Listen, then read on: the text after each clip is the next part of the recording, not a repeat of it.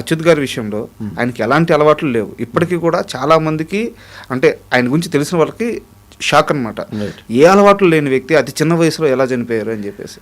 అది జరుగుతూ ఉంటాయండి. లైక్ ఇప్పుడు మన ఈయన పేరు పునీత్ రాజ్ కుమార్ కదా, ఆయన అంతే కదా. ఆయన వెరీ మచ్ ఫిట్ విగరస్ ఎక్సర్సైజ్లు. దానికి చెప్పలేము.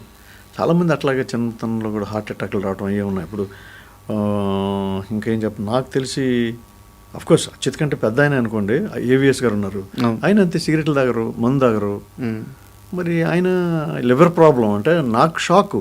లివర్ సర్రోసిస్ సంథింగ్ ఏదో లివర్ ట్రాన్స్ప్లాంటేషన్ అంటే వాళ్ళ అమ్మాయి లివర్ ఇచ్చారు.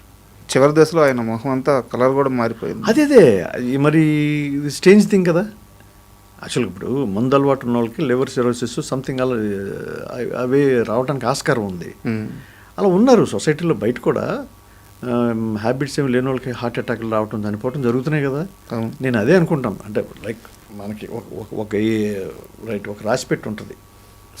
నేను నమ్ముతాను, కర్మ సిద్ధాంతం నమ్ముతానండి. ఇప్పుడు నాకు ఏ ఏజ్కి చనిపోవాలనేది ఆయన ఆల్రెడీ రాసి ఉంటాడు. అది మనకు తెలియదు.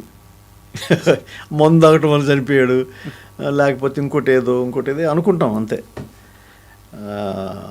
అచ్యుత్ డెత్ కూడా నేను అదే అనుకుంటాను నేను.